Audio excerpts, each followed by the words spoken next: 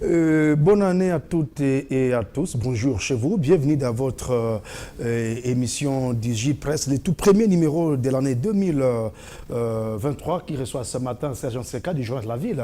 Serge, meilleurs vœux. Hein. Meilleurs vœux, Obed, meilleurs vœux aux co-débatteurs, à toute l'équipe, la grande famille Digital Congo, à ceux qui nous suivent un peu partout dans le pays, surtout à l'Est. Et puis, merci de l'invitation pour ce tout premier numéro pour cette année qui commence. Et Marc Gardi, Diana de LFT Média en ligne, bonne année 2023. Merci Obed, bonne année à vous, à mon co-débatteur et aussi à la grande équipe, surtout aux téléspectateurs de cette émission, avec une pensée particulière à la population de l'Est qui malheureusement les affres continuent et le drame ne cesse de s'abattre sur cette population. On espère que cette année peut apporter quelque chose de nouveau et quelque chose de nouvel, et que on vive pour une première fois peut-être une paix depuis de décennies dans cette partie. Et nous décryptons sur Ralton 3 thèmes ce matin. On va parler de la situation sécuritaire à l'est de la République démocratique du Congo. Le M23, au lieu de se retirer du territoire des Rutshuru, ces terroristes ont récupéré l'agglomération stratégique de Nyamirima. Nous sommes toujours dans la province du Nord Kivu, dans le territoire des Rutshuru, qui est occupé presque à 90% par le M23 avec l'appui du Rwanda de Paul Kagame. On va revenir par rapport aux résolutions du mini-sommet de Luanda en Angola.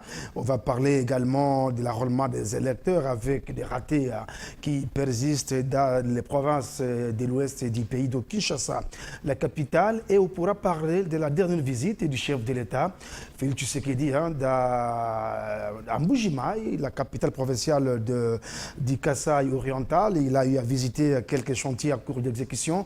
Le chef de l'État serait déçu par certains projets qui n'avance pas. Je commence par vous, Serge Nseka. Je rappelle que vous êtes du journal de la ville.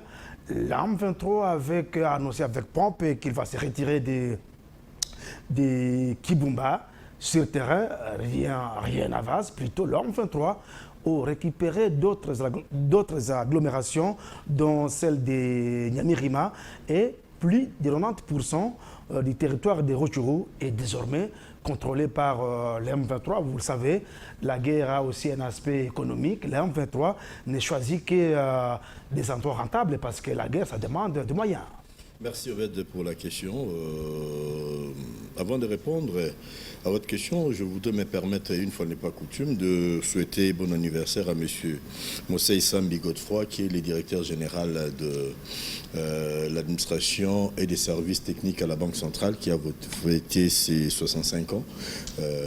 Meilleurs vœux à lui et surtout bon vent pour sa carrière, longue carrière. C'est-à-dire nous avons des Congolais qui ont de l'expertise, qui ne font peut-être pas beaucoup de bruit, mais dont la République a besoin et peut-être qu'ils peuvent faire mieux.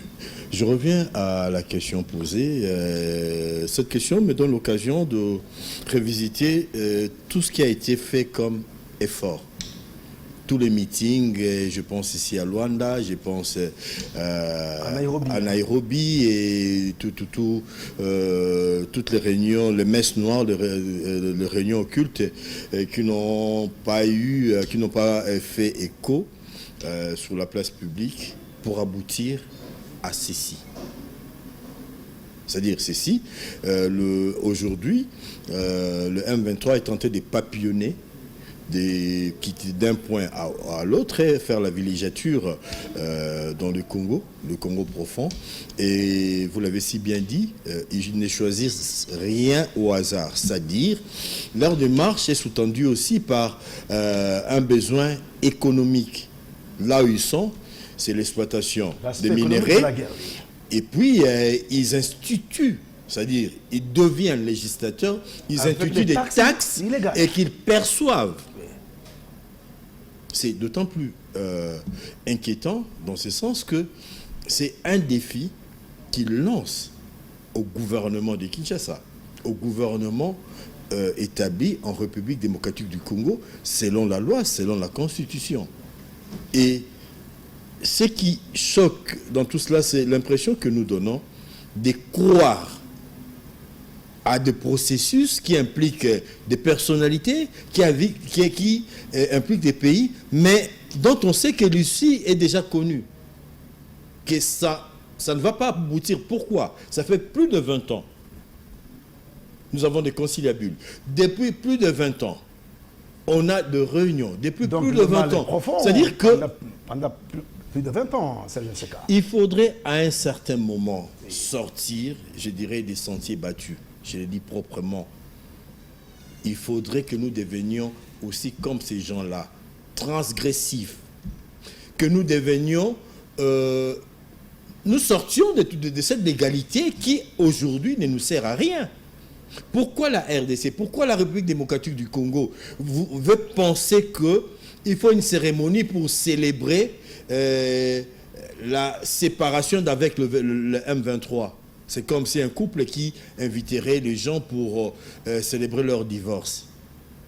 Ça ne se passera pas comme ça. Ça ne se passera pas après des réunions aux Nations Unies, à l'OUA, au sein de l'OUA, ou CAC, ou la communauté des pays de l'Afrique de l'Est. Alors, pourquoi le gouvernement continue à croire aux résolutions de Luanda? Or, sur le terrain, rien n'avance, mais les M23 continuent à défier le gouvernement. J'espère. Pourquoi ne pas mettre la croix par rapport aux résolutions de Luanda? J'en suis pas membre, mais je pense que le gouvernement du Congo étant un gouvernement légal, d'un pays démocratique, voudrait faire des choses selon les règles de l'art. Mais sur le terrain... Pardon. Ah, mais sur le terrain... Mais c'est que notre gouvernement aujourd'hui ne comprend toujours pas que cette démarche-là ne lui sert pas. C'est vraiment les dindons de la farce. Cette démarche ne lui sert pas. Parce qu'à la fin, nous revenons à la case du départ. Ces gens-là ne partent pas, ou soit ils changent de nomination, ils reviennent avec des moyens beaucoup plus importants. Les gouvernements doivent changer de système de jeu. Ici, je voudrais prendre un langage, utiliser un langage footballistique, changer des systèmes de jeu.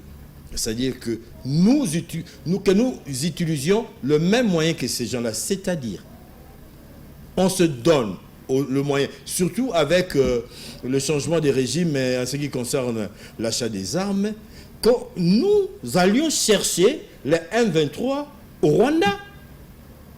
On n'était pas Gisenyi, Rumbavu. S'il faudrait qu'on arrive jusqu'à Kigali, on y va pour chercher les M23 autant que eux cherchent leurs ennemis ici à République démocratique du Congo. Pour le faire. Mais on en a.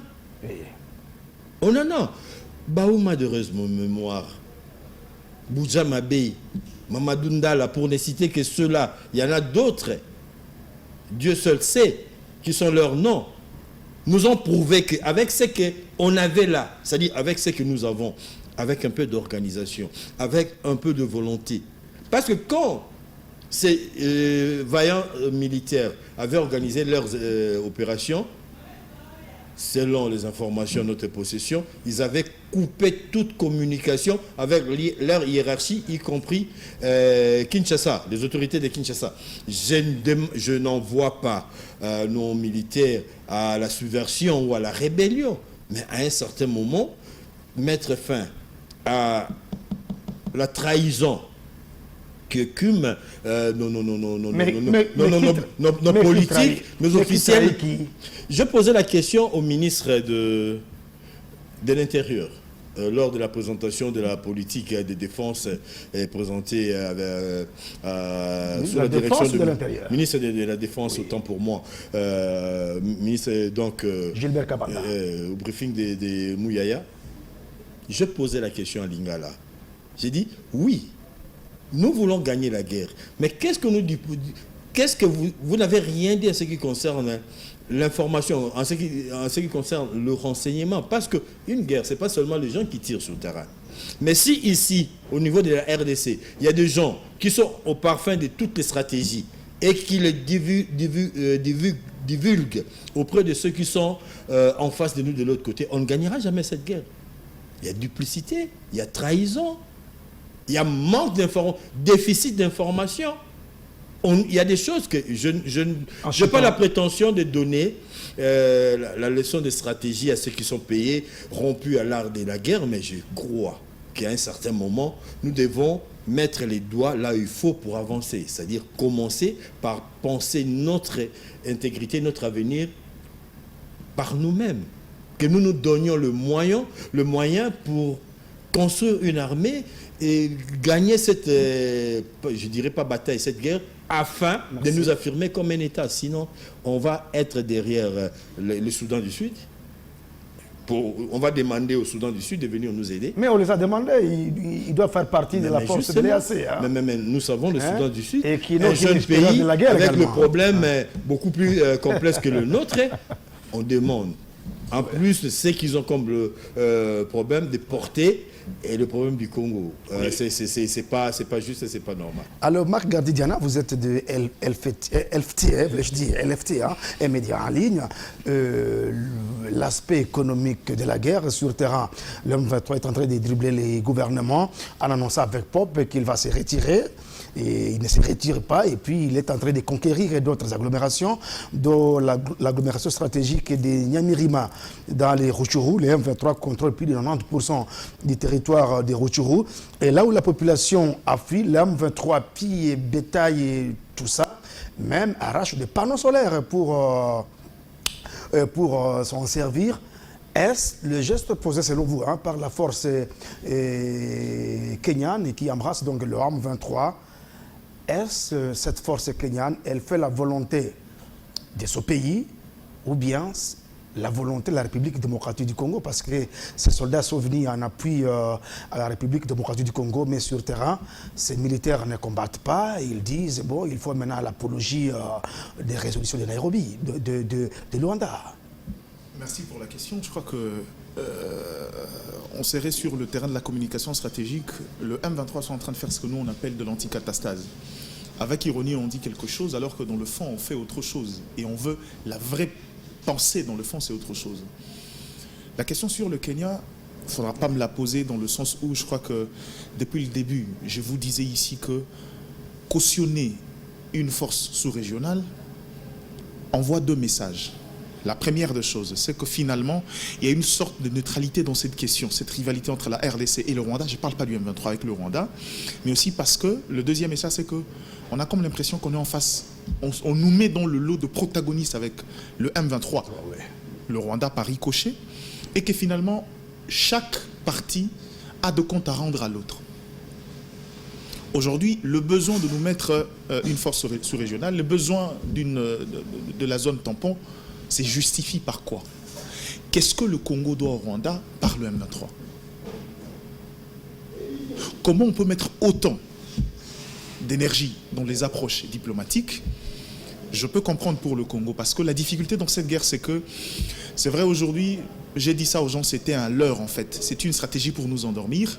On crée une affaire dans une autre affaire, lever le système d'information pour l'achat d'armes. On nous dit, bon écoute, nous on manifeste notre bonne foi, ça veut dire qu'on veut qu'il y ait la paix, mais dans le fond, ce n'est pas le cas. Pourquoi je le dis? Dans le sens où, depuis les débuts de cette situation, je me rends compte d'une chose, que la RDC ne peut pas forcément utiliser. Je ne suis pas sûr que dans cette guerre avec le M23, à Nyamilima, à Rutshuru, la RDC va aller utiliser les armes lourdes. Pourquoi? Quand le champ de bataille se trouve sur votre propre sol, quand l'ennemi a pour bouclier humain votre population, l'État congolais change de regard. L'État change de regard. On nous impose une guerre sur notre propre sol avec une population prise en otage. Ce qui rend la guerre très difficile pour le contexte congolais. C'est pourquoi l'État congolais croit encore naïvement à cette approche diplomatique, à cette négociation. Mais la question, c'est que, c'est vrai, aujourd'hui, on a refusé de commettre les erreurs du passé. Aujourd'hui, on a dit, niet, on ne négocie pas, niet, on ne cède pas. Mais c'est comme faire la délivrance sans toucher à l'esprit de base. Qu'est-ce que nous, on a comme force contrainte pour finalement remettre à ces gens-là? Mais l'armée était à Kibumba avec l'M23. Qu'est-ce que vous appelez négociation? Je parle de tout ce que vous appelez les conciliabules de Nairobi et autres. Je ne sais pas à quel niveau, qu'est-ce que nous, on met en gage là-bas pour obtenir le retrait du M23. Parce que si vous devrez suivre le discours de tous ces États qui nous accompagnent dans ces négociations, alors c'est de la neutralité comme il se doit. Ça veut dire qu'on est entre protagonistes. Vous avez suivi les États-Unis, le département d'État américain qui a demandé au Rwanda de cesser avec ce soutien et de retirer directement ses troupes sur le sol congolais. Mais c'est sûr que les déclarations, même pas, on ne sait pas tellement des contraintes des États-Unis, la première puissance mondiale. Je vous donne un exemple. La bataille n'a pas que l'approche belliqueuse. C'est-à-dire qu'il y a d'autres forces qui peuvent intervenir dans une guerre. Quand les États-Unis décident de soutenir l'Ukraine, vous savez c'était quoi la réaction? On n'a pas fait des déclarations. On a imposé les forces de coercition à la Russie, quitte à affecter aussi la population russe pour finalement faire évoluer la position du pays. On a pris des sanctions économiques et autres. Mais face au Rwanda, au-delà des déclarations, quelles sont les mesures prises pour contraindre justement ces M23 à se retirer? Parce qu'on sait que derrière, un mot du Rwanda suffirait pour que le M23 se retire. C'est là où je dis qu'on joue c'est un leurre en fait. Et nous, malheureusement, naïvement, on s'est retrouvés. On a compris les enjeux, on a compris le problème, seulement on n'a pas mis les batteries nécessaires pour finalement amener cette guerre-là en bon escient. Aujourd'hui, on peut avoir toutes les armes du monde. Le problème, c'est que est-ce qu'on sera prêt à aller faire la guerre dans des cités où il y a de la population congolaise? Qui paiera les dommages collatéraux? Le M23, le Rwanda, ne perdra rien en termes de pertes en vies humaines, si ce n'est les quelques éléments qui sont sur terrain. Mais nous, c'est une guerre importée sur notre propre sol. L'État, constitutionnellement, par son devoir régalien, se doit de protéger chaque vie et chaque être. Cette donne-là change l'approche, change la manière de voir les choses. Ce qui fait qu'aujourd'hui, c'est là où je dis, si on veut mettre fin à cette guerre-là, il faudra qu'on devienne un État prêt à faire la guerre. Je m'explique.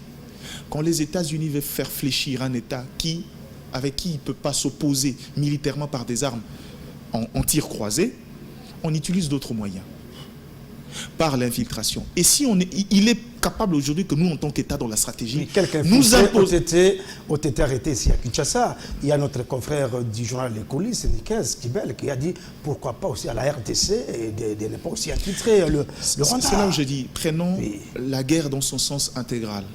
S'il faut aussi que nous, en tant qu'État, pour soumettre le Rwanda à accepter, pour qu'on ait un rapport de force sur la table des négociations, s'il faut même que nous aussi, permettez-moi, c'est peut-être un langage assez trivial, s'il faut que nous aussi on crée de milices capables de déranger la quiétude du Rwanda, il faudra le faire.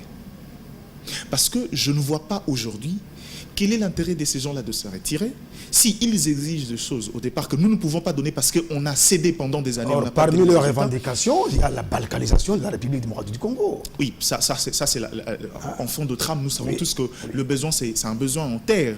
Mais aussi, ça, ce n'est qu'une...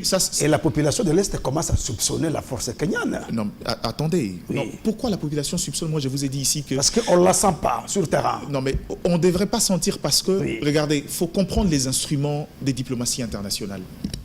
Une force sous-régionale qui vient à la demande de deux États ne peut pas prendre parti pour un seul État. C'est des gens qui viennent un peu à la manière des négociateurs.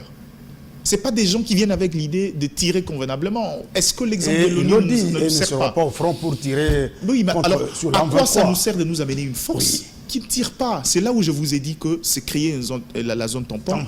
C'est justement ici trouver une manière de répondre aux desiderata de chaque partie. Or, aujourd'hui, qu'est-ce que ces gens nous réclament? Est-ce qu'aujourd'hui, nous sommes prêts à céder nos terres? Et encore, faudrait-il le dire, que le besoin en terre n'est qu'un besoin, encore apparent. Parce que pourrait se couper une partie de la République du Congo, couper une partie du Kivu. Obed, ça c'est un besoin apparent d'un commissionnaire qui veut tirer aussi son intérêt. J'explique aux gens, cette guerre-là, le Rwanda n'était qu'un avenant, quelqu'un à qui on a amené pour aider, servir une cause beaucoup plus grande que la cause du Rwanda. Le Rwanda, par ambition, s'est donné aussi des exigences. Moi, je fais ça pour vous. Voilà ce dont moi j'ai besoin sur le sol congolais. Je veux ça, ça, ça et ça. Et aujourd'hui, j'ai l'impression qu'on a atteint la phase d'accomplissement où chaque parti qui joue dans ces complots veut satisfaire et obtenir les résultats de cette exigence. Et quitte à nous de jouer la bonne carte, si on continue avec cette approche naïve, on va continuer à pleurer, on va acheter des armes, mais on ne saura pas quoi faire avec. Et que dites-vous dans une minute, les double G de la France qui a initié des résolutions, qui a profité de la République démocratique du Congo, qu'on puisse lever le régime d'information. Le régime d'information, ce qui concerne l'achat d'armes par la République démocratique du Congo. Pendant ce temps, l'Ouganda qui avait cédé ses blocs pétroliers à l'Ouganda. Et la France finance même la formation des unités spécialisées pour protéger ces blocs pétroliers. Et en finançant l'Ouganda directement qui finance même l'M23, qui financerait l'M23. Comme poser la question du Rwanda, le Rwanda est en train de payer, la France vis-à-vis du Rwanda, la France paye sa dette de l'histoire avec l'opération turquoise. Non, je parlais de l'Ouganda. On va arriver. Vous avez mis la France dedans. Vous parlez de l'Ouganda. Oui. Cet Ouganda-là aujourd'hui, est-ce que vous savez qu'à Nyamilimi, à 100 quelques kilomètres, la route, c'est justement la jonction post-frontalier qui mène droit vers l'Ouganda. Oui. Ça veut dire que c'est encore une brèche qu'on a établie. C'est un corridor qu'on vient d'établir. La question, c'est que pourquoi ce choix stratégique ? Cette route qui autrefois servait aux échanges commerciaux entre la RDC et l'Ouganda se retrouverait entre les mains des Ougandais. Vous pensez que c'est un fait anodin ? Nous sommes en mutualisation des forces au niveau du Béni. Je répète cette phrase. Dans une guerre entre la RDC et le Rwanda, l'Ouganda ne prendra jamais parti pour la RDC. Ça, c'est un fait. Et ça, croyez-moi ou pas, à moins qu'on soit naïf, l'Ouganda ne prendra jamais parti pour la RDC. C'est là où je dis que le complot est intégral. Il faudra qu'on soit aussi à même de réfléchir stratégiquement. Et ce besoin-là aujourd'hui, je crois que j'ai comme l'impression que nous, on continue à dormir. C'est-à-dire, on tombe vraiment dans le jeu de, on va à Nairobi, on discute, on établit des accords, et nous, on attend que ceux qui ont fait la médiation fassent appliquer ces résolutions. Ce qui n'arrivera peut-être pas. C'est ça le problème avec nous. Merci Serge Nseka. Pourquoi pas la France ne forme pas des unités spécialisées pour protéger les blocs pétroliers de la République démocratique du Congo, parce qu'elle en a besoin, elle a déjà des accords avec l'Ouganda. Est-ce que 6 mois après, pouvez-vous dire aussi au gouvernement congolais d'évaluer donc la mission de la force de l'EAC, si elle n'est pas efficace ou bien si elle est dormante, et qu'on puisse demander à cette force de rentrer chez elle? Je pense que ça a été prévu dans les discussions, qu'une évaluation devrait se faire pour voir dans quel sens sur terrain les opérations avançaient. Mais à la question que posée tout à l'heure, je crois qu'il y a un double langage. Quand l'État congolais parle avec ses partenaires, l'EAC, on a beaucoup pris en l'occurrence, parce que je crois que au niveau de la RDC, on a dit que les Kenyans vont entrer par Bunagana, ils vont prendre Aneto, le chef de l'État l'a dit. Oui. Et la population a cru. Ça, c'est les discours qu'on a servi à la population, à la consommation publique. Mais entre eux, dans des bureaux cossus, qu'est-ce qu'on dit? Ils vont venir peut-être le chef de l'État est trahi par ses partenaires, pour imposer la paix, pour négocier. Depuis quand les militaires négocient? Depuis quand les militaires sont là pour ce qui n'était pas prévu, mais en réalité, ça y ressemble de plus en plus. La création d'une zone tampon, où les uns vont rester d'un côté, les autres de l'autre. C'est-à-dire, la démarche du Congo n'est pas claire. Je fais le parallélisme avec la situation en Ukraine. Le bloc de l'Ouest, c'est-à-dire l'Union européenne et les États-Unis, ont demandé à Poutine de se retirer. Poutine s'est entêté. Et ça n'est suivi l'appui indirect, dans ce sens mais que... chez nous, il n'y a que des déclarations. Il y a eu des citoyens de l'Union européenne et américains qui se sont engagés, entre guillemets, à titre personnel, sur le terrain de l'Ukraine. Il y a eu les états-majors des États-Unis et de l'Union européenne qui ont coopéré sur le plan de la stratégie et des circulations de l'information, du renseignement. L'Ukraine a fait quelques bons sur terrain parce que aidé par le renseignement de l'Ouest. Ça, on le sait.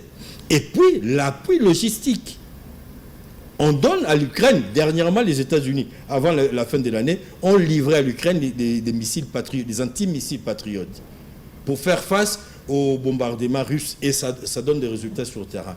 Alors, pourquoi, en ce qui concerne la République démocratique du Congo, ça doit se résumer et s'arrêter juste au niveau À de des décor. simples. Et c'est ce qui me dérange. Et beaucoup de gens se réjouissent de voir avec nos cette déclaration. compatriotes être contents Oui. parce que Les États-Unis ont dit. un La France secrétaire a dit. d'État américain Oui. a demandé au Rwanda de cesser l'appui.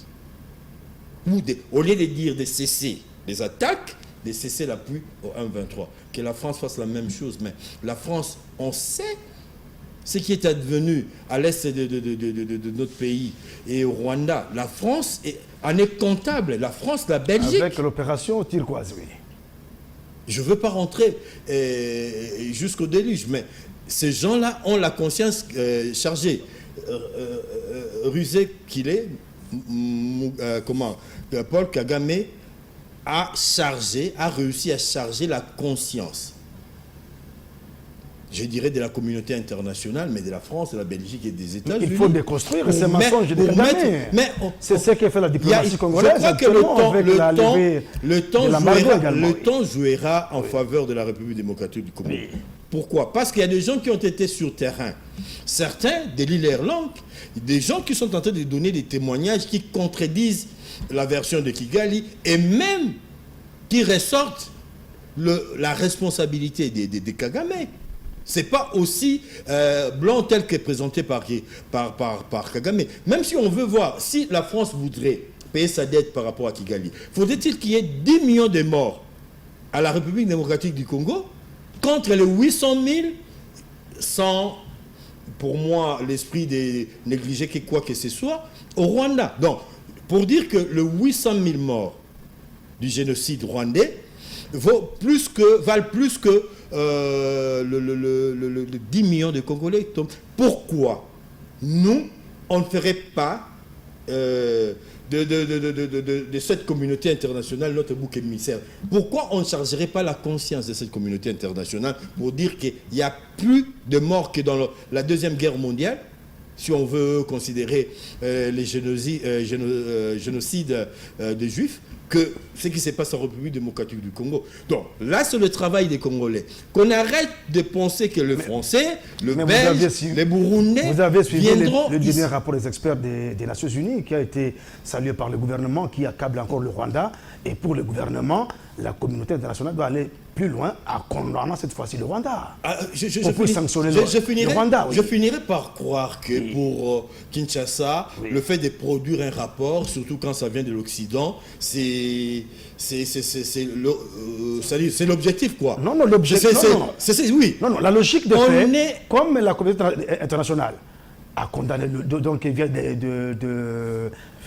vient donc de pointer du doigt le Rwanda qui appuie militairement, même financièrement la M23, qu'elle puisse aller jusqu'au bout en sanctionnant le régime de Kigali. C'est connu. Oui. Depuis la fin des années 90 jusqu'à présent, est-ce qu'on peut compter ensemble le nombre de rapports qui ont été produits, indexant la responsabilité des uns et des autres, avec soubassement?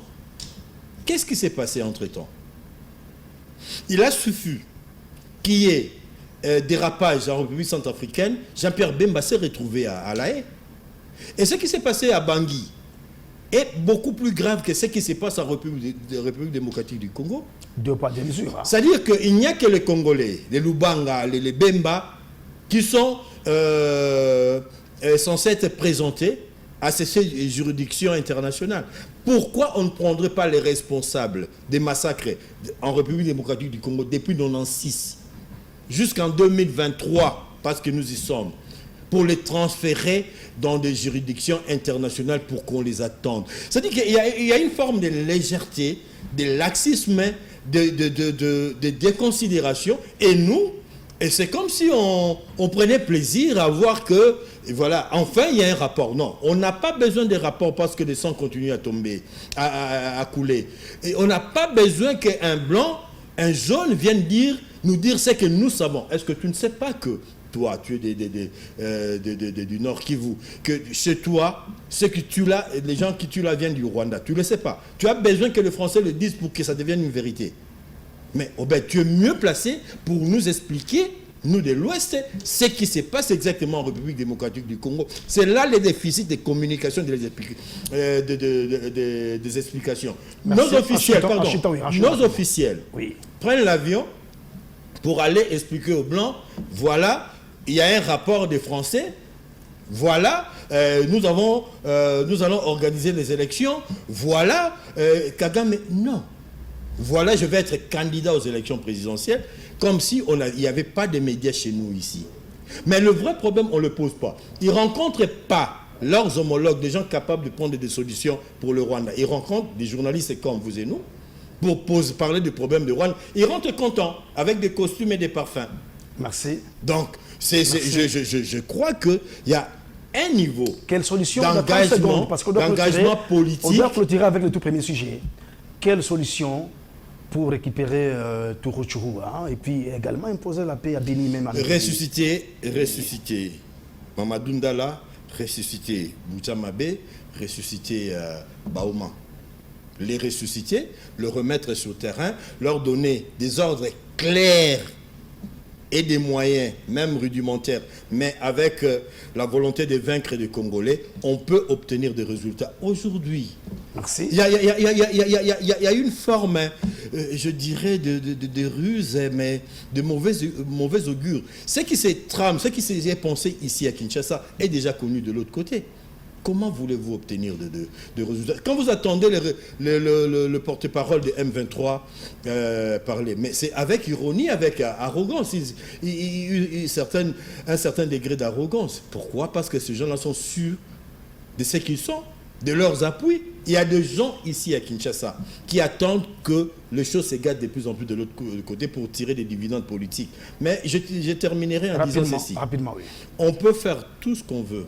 Ces pays, si on pouvait les diviser en 20 ans, en 18 ans de Joseph Kabila, en 3 ans de musée, le pays serait déjà parti à l'éclat. On parlait tout à l'heure là du barrage moral, c'est-à-dire de la volonté d'un peuple. Ce n'est inscrit sur aucun document, mais la volonté de vivre ensemble des Congolais ne peut pas être brisée par la volonté de quelques personnes qui parlent français, anglais, qui mangent les hamburgers et le fromage des Blancs et qui pensent venir appliquer leur théorie.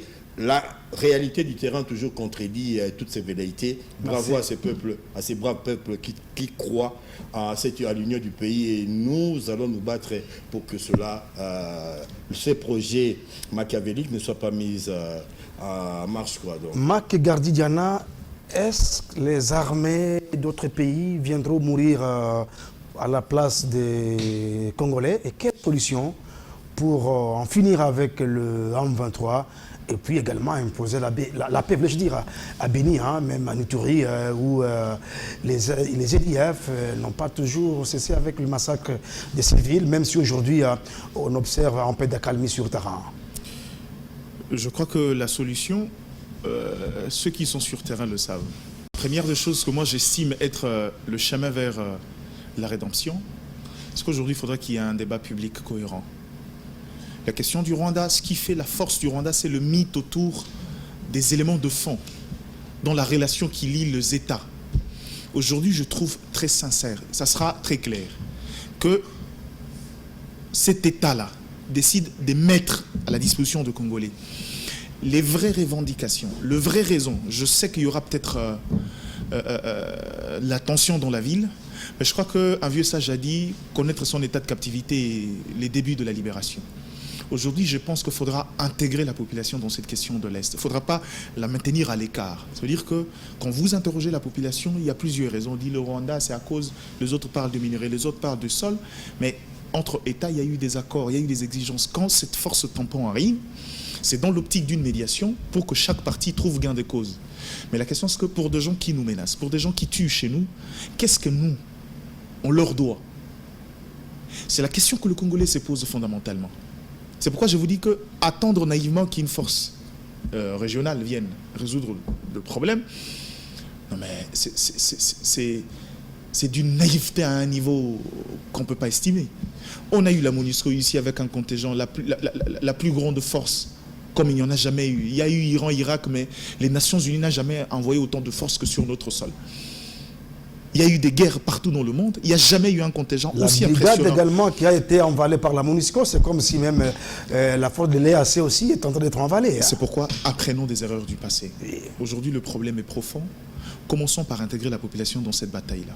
Expliquons clairement les différents engagements. Que les dirigeants essayent un peu de se racheter. Expliquer aujourd'hui quelles sont les vraies raisons qui nous divisent. Ça nous permettra à nous de pouvoir survoler le problème différemment. Mais au-delà de ça, dans la question de la guerre, il y a eu une forte volonté aujourd'hui de ne pas retomber dans les erreurs d'autrefois, de ne pas céder aux demandes, parce qu'on est devenu presque rédévable au Rwanda, qui se servent justement de la pression militaire pour nous exiger de choses, pour prendre de choses. Je sais que le chef de l'État actuel, dans l'optique de la paix, a fait beaucoup de concessions. Ça, il l'avait déjà dit de lui-même. On a permis au Rwanda d'exploiter de l'or sur le sol congolais, on a ouvert, on a même laissé l'espace aérien qui est d'une souveraineté. On a laissé l'espace aérien au Rwanda qui, on est devenu presque une vache grasse. Mais aujourd'hui, le problème, c'est que le problème ne se résout pas parce que ces gens-là semblent vouloir de choses beaucoup plus. Et militairement, Obed, je pense, à mon humble avis, qu'il faudra qu'on soit un État prêt à faire la guerre. Qu'on quitte justement cette approche-là des gens qui parlent sans pour autant aller plus loin. La guerre ne se remporte pas seulement en ayant les armes. On peut nous donner les armes les plus sophistiquées du monde. La bataille à ces niveaux, elle est stratégique. Ici, le Rwanda pense, le fait d'avoir le M23 sur notre sol, ils savent qu'ils limitent notre capacité de pouvoir ouvrir le feu. Le Rwanda sait aussi, avec les déplacements, ils ont refusé de rester campés au même endroit. À la question que vous avez posée au départ, pourquoi ils nous disent qu'ils vont céder ici, mais ils préfèrent récupérer l'autre territoire? Parce qu'ils savent que ça prend du temps avant d'établir une stratégie pour aller combattre un rebelle qui est dans un espace occupé par la population. Ces mouvements-là, justement, réduisent et fragilisent les opérations militaires. Ce qui fait qu'à ce stade, il faudra qu'on pense à une autre capacité, à un autre rapport de force, qui nous permettra, quand on va autour de la table, la capacité des nuisances est équivalente, ça nous permettra de trouver un compromis le plus rapide possible. Si aujourd'hui, il faudra qu'on aille à l'encontre des traités, signés au niveau international, il faut le faire parce que notre souveraineté est plus prioritaire que ça. S'il faut qu'à notre tour, nous imposons une guerre au Rwanda pour finalement, que par ces faits-là, qu'on trouve un compromis et que finalement on se retire sur le champ de bataille qui malheureusement se retrouve être le sol congolais, il faudra le faire. Il ne faudra pas qu'on fait des déclarations comme si on était des États prêts à faire la guerre, mais dans le fond, dans la pratique, on est encore un État qui observe de loin et qui s'attend encore à l'interventionnisme des autres, à gauche et à droite. Ne croyons pas naïvement à Kenya. Les rapports entre États, c'est un rapport d'intérêt. Quel est l'intérêt? Mais la RDC n'est pas un État voyou. C'est pourquoi la RDC veut qu'on puisse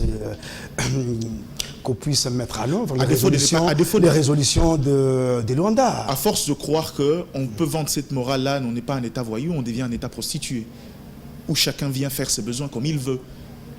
Entre être un voyou qui sait se faire respecter et être une prostituée, je crois que le choix est très clair. En fait. La RDC ne doit pas aussi violer les cessez-le-feu sur le terrain.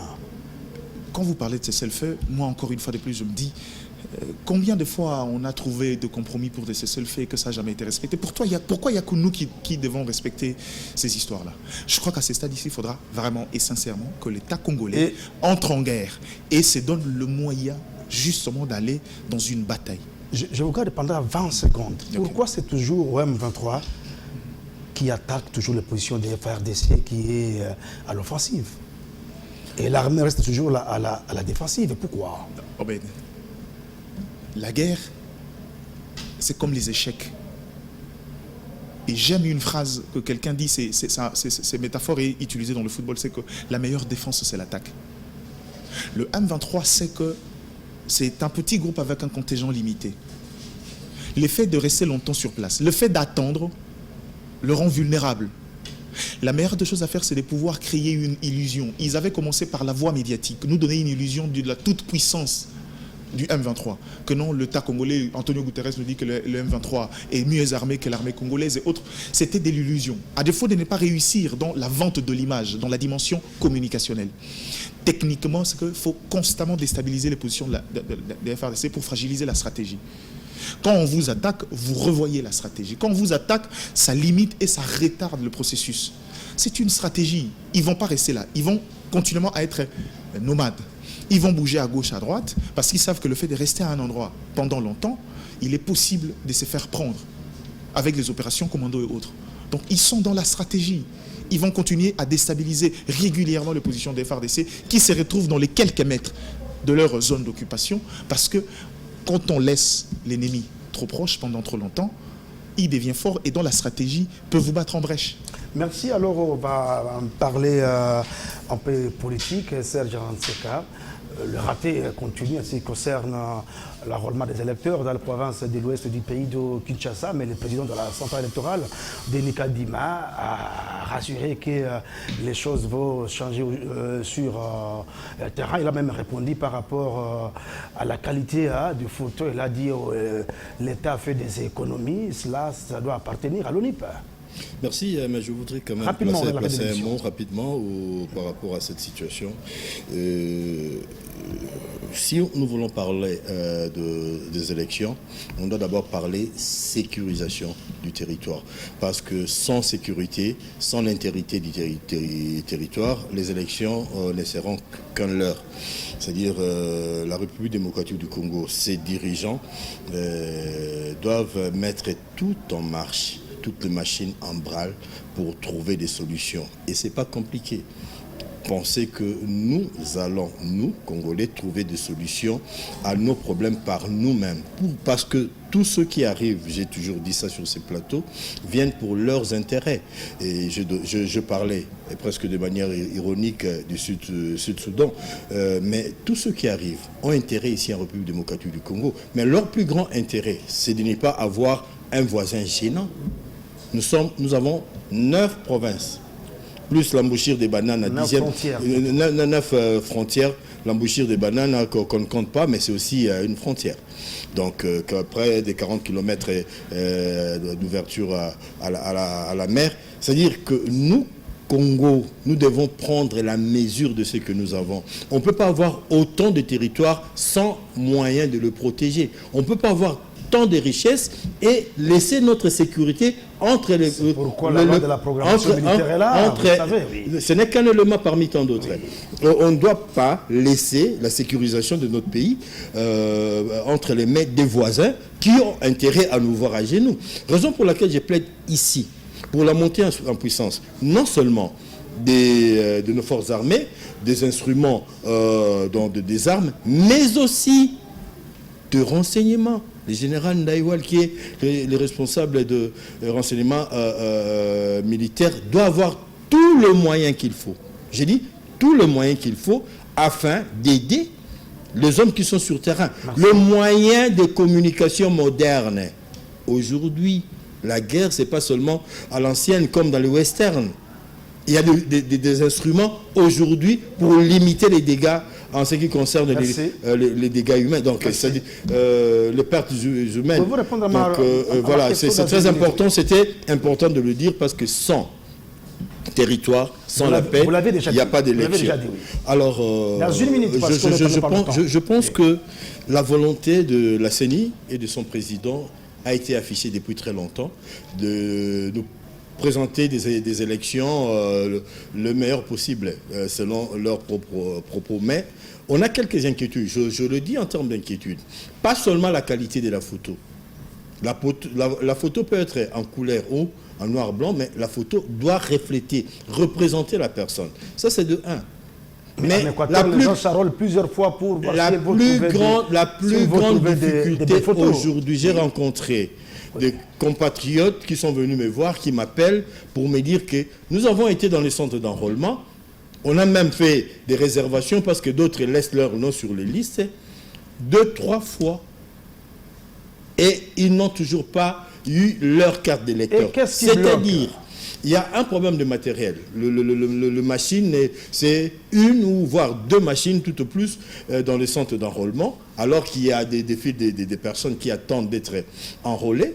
Il y a la qualité des personnes qui sont là pour travailler à cette tâche-là. Et aujourd'hui, il y aurait même des gens qui se doiveraient pour être pris en premier. C'est-à-dire, tout ce qu'on nous a dit, en termes de garanties, en termes de possibilités, en termes de modernité, c'est but aujourd'hui à la réalité sur le terrain. Que doit faire la CENI la crainte Que doit aujourd'hui, faire la CENI avant de faire, Oui, rapidement.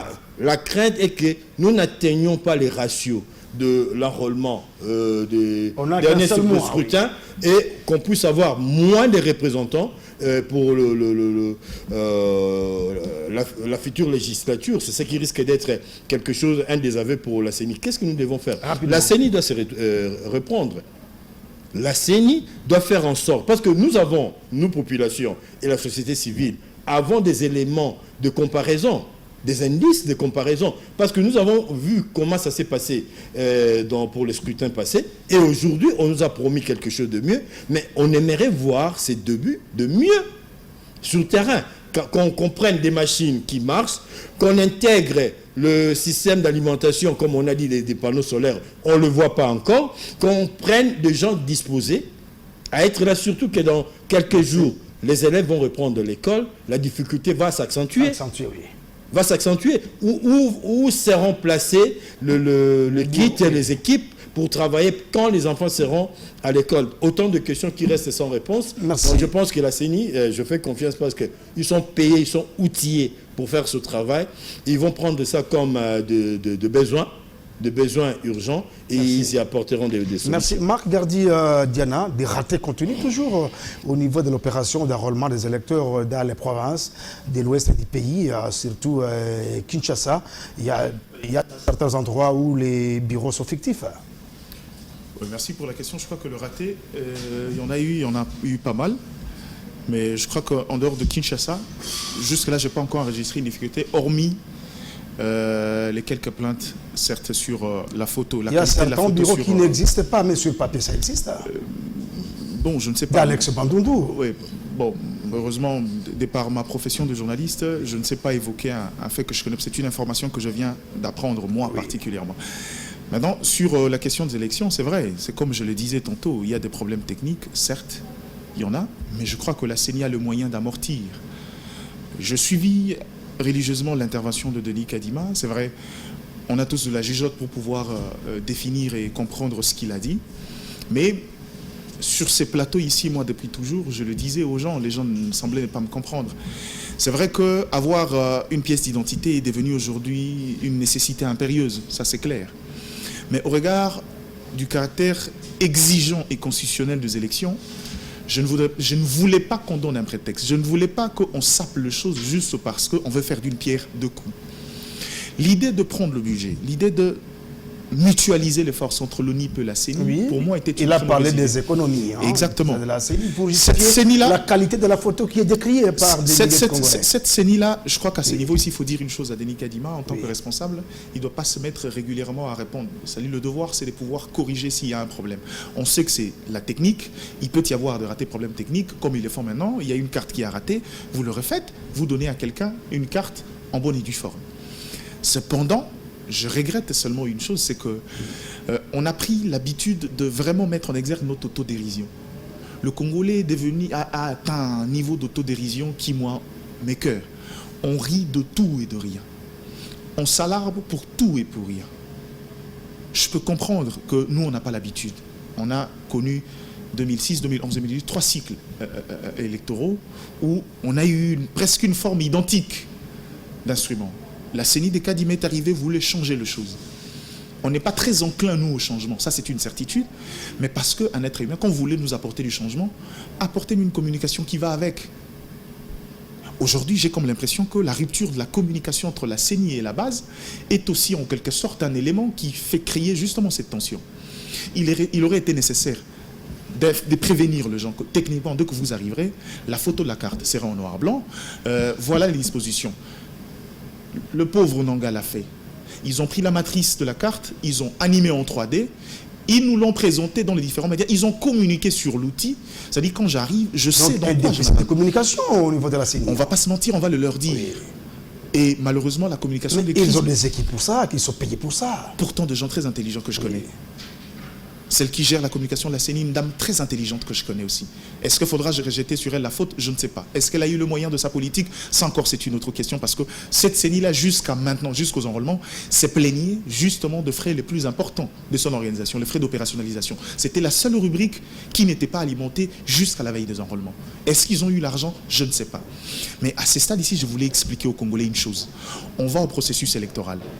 Quand vous allez même ailleurs, le problème c'est que les cartes, même dans les cartes d'identité des citoyens, le problème va dans le noir-blanc. Merci, Rachida. Le noir-blanc n'est pas un problème. Il faudra qu'on s'habitue aussi au changement. Aujourd'hui, il y a eu quelques problèmes techniques. On est habitué à des belles photos. Oui, mais c'est... Non, attendez. Est-ce qu'il y a un Congolais... Vous voulez vouloir aux Congolais? Doucement. Vous voulez imposer aux Congolais des photos noir, blanc. Vous avez cité le Congolais. Oui, je vais poser une question rhétorique aux Congolais. Oui. Je connais même une très bonne blague. Qu'on a l'habitude de dire aux filles, j'ai dit, faites de selfies, soyez en filtre, mais les photographes de la CENI vous attendent. On sait tous que dans les photos de la CENI, on a toujours quelque chose de travers. On ne cherche pas la beauté dans cette carte-là. Mais seulement ce qui est sûr, c'est que cette CENI-là a les moyens pour pouvoir corriger. Les erreurs techniques, il y en a eu. Aujourd'hui, une inquiétude, je peux le mettre avec votre bénédiction, 30 secondes. Oui, on est à la fin. L'inquiétude très fondamentale de Serge Seka tout à l'heure, sur la capacité de pouvoir atteindre un taux d'enrôlés important. Aujourd'hui, ils ont plus de 1 200 000 enrôlés. Depuis le 24, j'estime aussi à mon humble avis que c'est peu pour la ville de Kinshasa qui compte plus de 70 millions d'habitants. Et s'il faut attendre, on peut attendre jusqu'à 45, 50 millions d'habitants. Et je crois qu'à ce stade ici, la CENI doit vite accélérer. C'est quoi le problème? C'est la rapidité des gens dans le centre, la duplication de machines et aussi la capacité à servir plus promptement. Je crois que ça, il faut que la CENI corrige vite. Merci. Mais pour le reste, il y a des détails. Je crois que jusque-là, il n'y a pas un problème grave des natures. Merci Serge Seka. Dans 30 secondes, le chef de l'État serait rentré un peu dessus, parce qu'il a fêté bonne année avec la population de Mbuji-Mayi dans le Kasaï oriental. Il a visité quelques chantiers qui sont en cours d'exécution. On parlerait même de détournement. Non, je pense que l'information qu'il faut retenir, que le chef de l'État est allé communier avec la population de Mbuji-Mayi qui attendait cet événement depuis très longtemps. Et cette communion a été parfaite. La population a été contente de voir le chef de l'État, et surtout en cette période des fêtes. Et puis, culturellement, il est rentré chez lui. Dans son fief naturel. Donc, dans son fief naturel, c'était très bien. Mais à cela, il faut quand même mentionner, faudrait le dire. Il y a des projets qui ne passent pas, il y a certaines machines qui ont été mises à contribution à la veille de l'arrivée du chef de l'État. Notamment la construction de l'université officielle de Mbuji-Mayi, la route Mbuji-Mayi-Kananga et puis bien d'autres. Mais je me dis, le chef de l'État... À qui la faute? Avant d'arriver à la faute, le chef de l'État a un programme et a un protocole. Il a des collaborateurs, il a des conseillers. Si ces gens-là, normalement, qui étaient censés savoir que les travaux n'étaient pas très avancés, pourquoi ils ont voulu présenter à la nation?